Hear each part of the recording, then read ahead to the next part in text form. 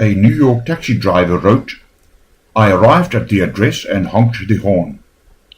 After waiting a few minutes, I honked again. Since this was going to be my last ride of my shift, I thought about just driving away. But instead, I put the car in park and walked up to the door and knocked. "Just a minute," answered a frail, elderly voice. I could hear something being dragged across the floor. After a long pause, the door opened. A small woman in her 90s stood before me.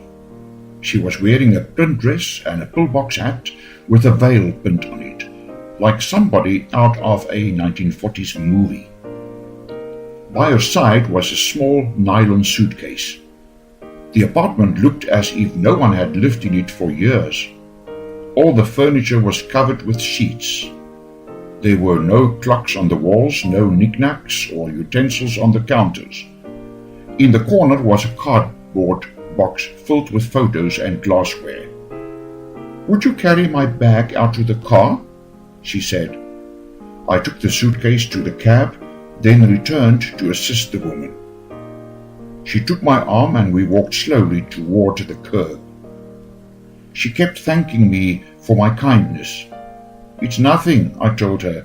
"I just try to treat my passengers the way I would want my mother to be treated." "Oh, you are such a good boy," she said. When we got in the cab, she gave me an address and then asked, "Could you drive through downtown?" "It's not the shortest way," I answered quickly. "Oh, I don't mind," she said. "I'm in no hurry. I'm on my way to a hospice." I looked in the rear-view mirror. Her eyes were glistening. "I don't have any family left," she continued in a soft voice. "The doctor says I don't have very long." I quietly reached over and shut off the meter. "What route would you like me to take?" I asked. For the next 2 hours we drove through the city.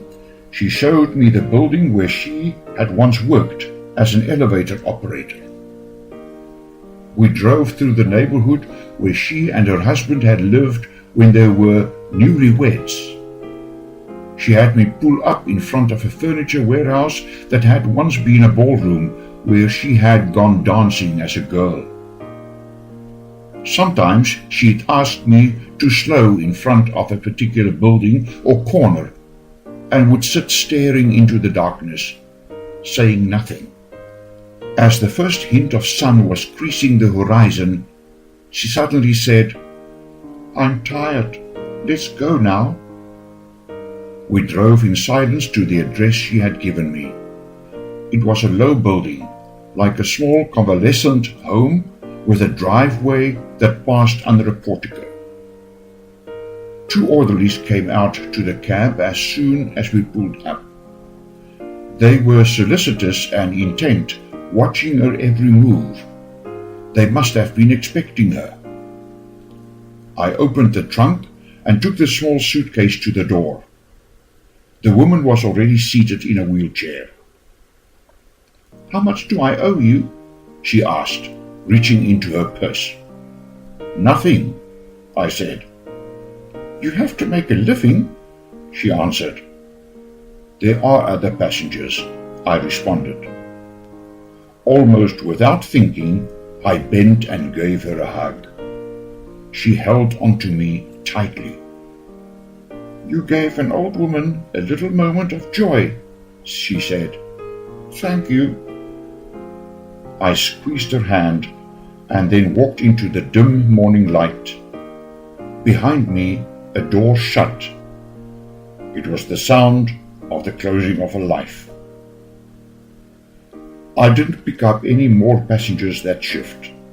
I drove aimlessly, lost in thought.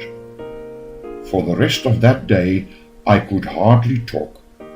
What if that woman had gotten an angry driver, or one who was impatient to end his shift? What if I had refused to take the run, or had honked once only and then driven away? On a quick review, I don't think that I have done anything more important in my whole life. We are conditioned to think that our lives revolve around great moments. But great moments often catch us unaware, beautifully wrapped in what others may consider a small one.